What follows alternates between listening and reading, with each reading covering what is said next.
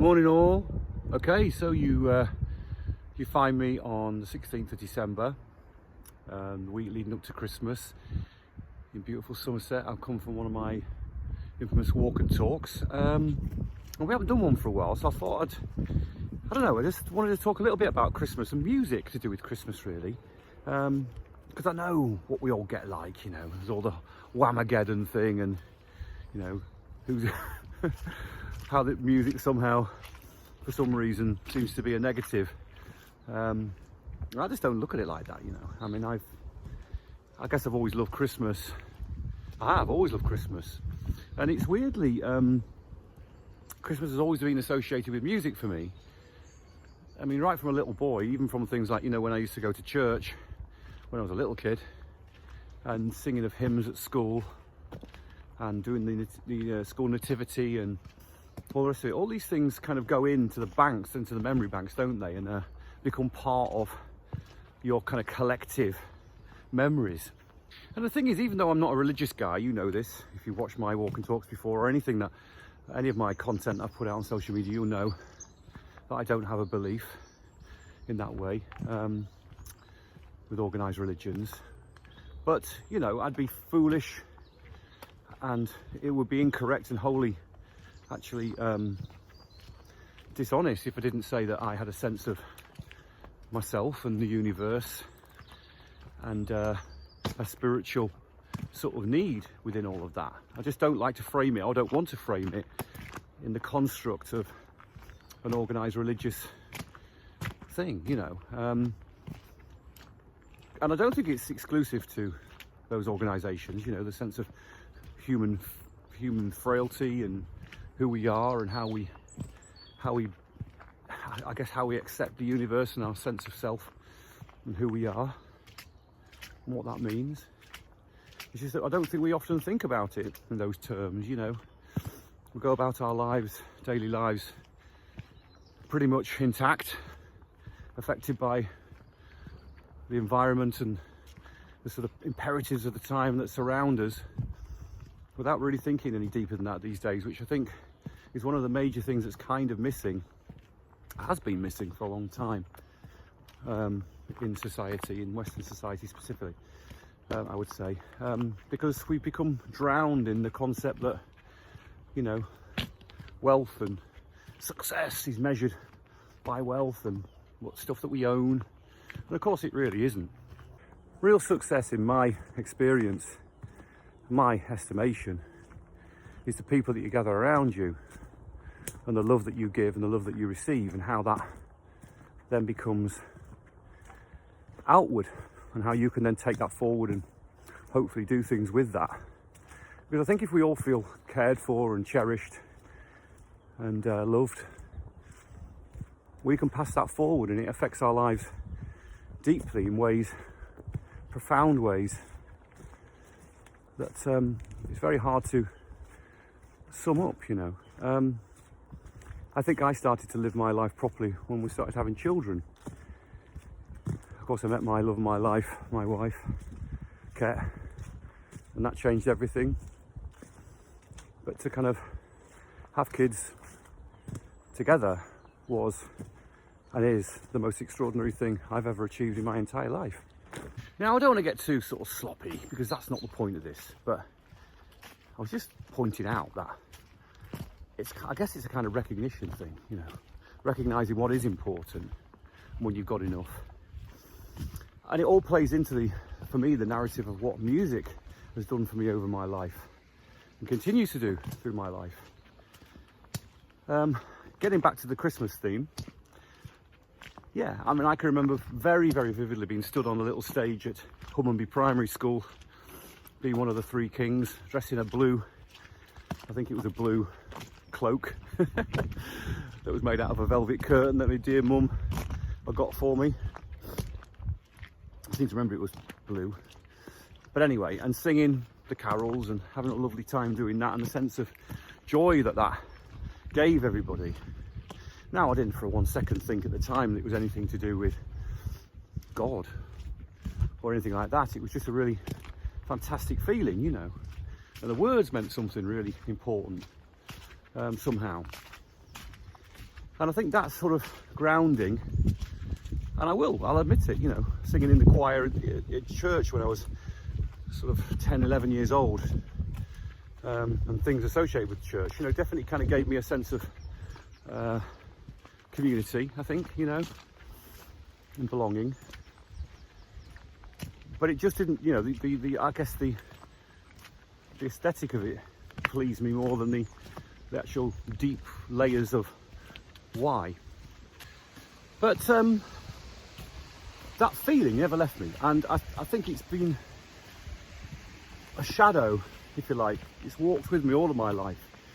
What does music give people? What's the why of music? Now, it certainly isn't anything to do with the music business. No.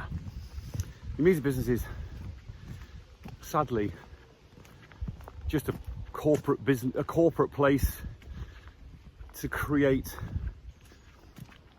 business opportunities to sell music, if you like, in a free open market, in a kind of market. So it's always driven by market forces, and that's always kind of confused me and made me feel, I don't know, sad really in lots of ways, because I certainly didn't start out making music.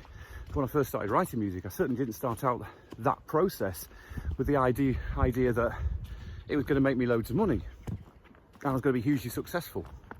Now, here's the irony. It hasn't made me lots of money, and I wasn't hugely successful in terms of that, in terms of the corporate commerciality of it all. But in terms of like the creative successes of it all, man, I've had such a great time. Because music at its best is a personal view on the world and how that world affects you directly. And so every single song I've ever written, I tried to inject it with a sense of self, you know, who I am, and hope that those ideas and those reflections and those concepts, if you like, are I guess narrated and communicated enough for whoever is listening to them to understand what it's about. Because that's the struggle with songwriting. It's how you get your message across, because you have to have a point, you have to have a reason. Why are you saying this? You know, why are you saying the thing that you're saying? You know, what is that all about? It can't just be simply a riff, a great drum groove and a fantastic bass line and a great vocal, etc. The essence, the very essence of songwriting is narrative storytelling, really, when it comes down to it. What is your viewpoint? Who are you? And what is the point? You know, what is the point? What's the why? Now, an awful lot of Christmas times that I can remember back when I was sort of, I guess, in my early 20s were usually occupied with doing gigs. You know, we would do a show in Scarborough. At Christmas, it was always a big deal. We always used to decorate the stage in tinsel and lights and God knows what else, and wear stupid costumes. But it was always a point, you know, a point in time to make a statement, to say thank you to the fans, etc. And that extended well into my early 20s when we first started going down to London and playing the Marquee and various venues like that.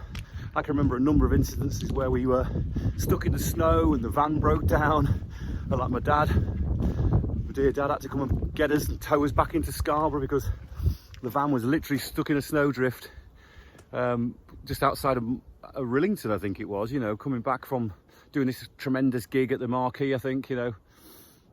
And those memories, you know, they live with you.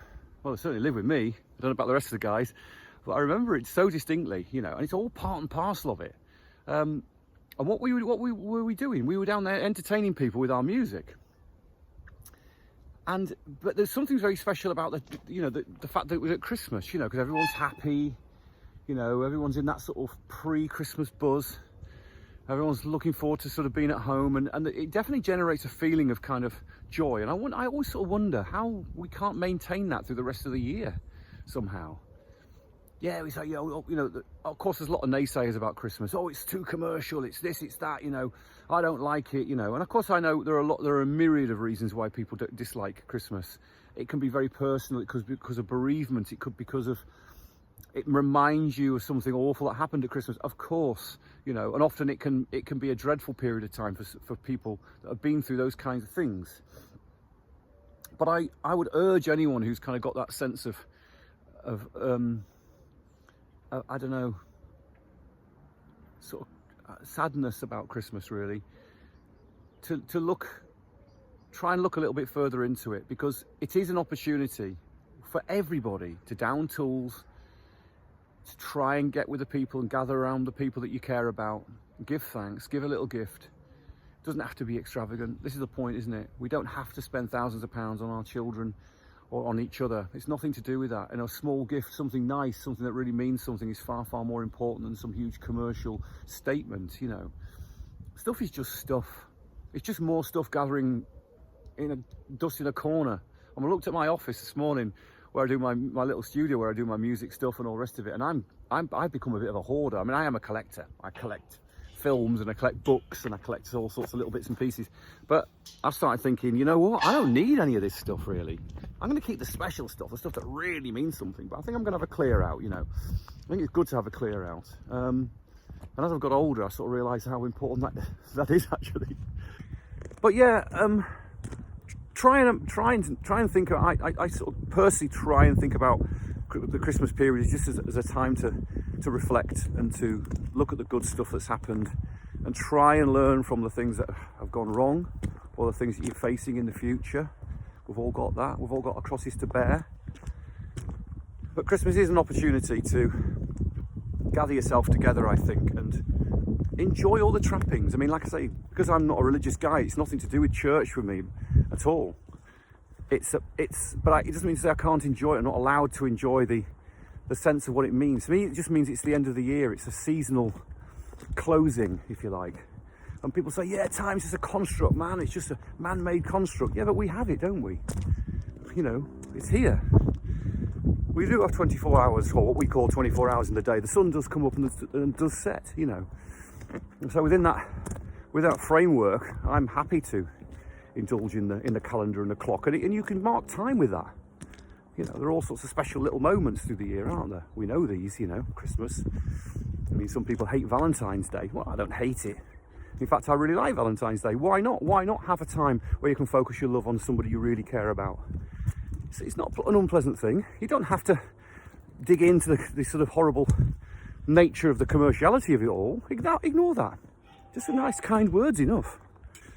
And all of these kind of little holidays and things that we've constructed for ourselves have been built off the back of, I think, sort of a sense of kindness and a wanting for people to have joy. You know, I often sort of think, people say, oh, you know, where's freedom today? There isn't any freedom in this country. Yeah, this is absolute rubbish. No one's banging on my door telling me I can't do the things I want to do. You know, we all have to adhere to the conventions of society and move through that and try and belong to it. You know, there's nothing wrong with that. In fact, I think we should be strengthening that stuff, the sense of community. It doesn't have to be about laws and rules. It can just be about wanting to be a good person. And again, music's, for me, has been always part of that vanguard. You know, how do we use music to be positive and say good things and celebrate each other? And I do think it's its absolute best. That's where it lies. Now, none of us know what our future holds. We don't. But music's a kind of time capsule. And I think when you do sort of write a song, there's a sort of level of predictability about it, really. You can sort of predict something, or you can talk about the past, or you can observe something. You can offer your opinion. You can suggest things that could be better. You can be angry, you can be sad, you can be joyful. And all of these things can coexist in the same sentiment, actually, in lots of ways. If you get the message right, and you've got the subject matter correct, and you've got something to say. And like I say, I think, you know, when we look at the Christmas songs, I sort of count it down. You know, you can almost hear the sort of anger building in the background these days through social media, about people getting ready to be angry about the fact they've heard their first Christmas song. Now, I'm joyful when I hear the first Christmas song, because so many of these great Christmas songs have been part of the background to my life, because Christmas has always meant so much to me. And having children and brought them up to enjoy Christmas and just celebrate our time together, that so many of those Christmas songs are associated with that joy and that feeling of love and care. It's really, really amazing. I mean, you know, I can't think of one Christmas song that I don't like, really. I like a lot of the older ones. Have Yourself a Merry Little Christmas, I think, is wonderful. Obviously, it's been covered by many, many people. It's the reason why I put it on my 12 Days of Christmas compilation this year. It's one of my favourite songs of all time. I think it's such a beautiful, heartbreaking, but yet joyful, uplifting sentiment. You know, but I love Jona Lewie, Stop the Cavalry, which wasn't written as a Christmas song actually, but kind of got adopted and was weirdly banned by the BBC as being anti-war. That was their reason behind it, oddly. How mad is that, banning something because it's anti-war? But, you know, sentiment was there, wasn't it? You know, forgiveness, truce. At a time when the world was, you know, he was talking about the time when the world was at war, you know. So music can be a fantastic salve in all kinds of ways, especially at Christmas. Now, I've tried to write Christmas songs. I mean, me and Dave wrote Cheese and Port, which is great fun, and we love it. And it's a hoot, you know. But it's not as easy to write something that's kind of walks that fine line of sort of sentimentality without being too mawkish, you know. You've got to try and find a way of doing it. Not many people have managed to achieve that. You know, there are some incredible examples of it. White Christmas is great. I do think The Last Christmas by Wham is wonderful. It's one of my favourite songs of all time. Now, that might shock you, but I just think George Michael was an absolute genius, and his songs will last the test of time. What, you know, Last Christmas will be up there in the next, it'll still be around in the next 200-300 years, however long mankind manages to survive. That song will still be played, and rightfully so. It's a wonderful sentimental sort of, you know, essay on heartbreak and love, and what the festive season can bring, and how it can enhance it, and etc. So I look forward to hearing it for the first time, and I'm glad that when I'm Whamageddon, or whatever it's called. But of course, really, Christmas should always be about joy and fun, and I think Slade's Merry Christmas Everybody is one of the greats, of course. And Wizard, you know, they're never going to die, these tunes, are they? And I've yet to hear a great one that's modern, really. I think Mariah Carey's song is fantastic. All I Want for Christmas, wonderful. You know, same sort of sentiment, keeping it simple. Doesn't have to be about owning stuff. Yeah, it's fab, you know. So, yeah, I'm a big fan of the Christmas song. And, you know, I'd love to be able to write one properly one day. Who knows?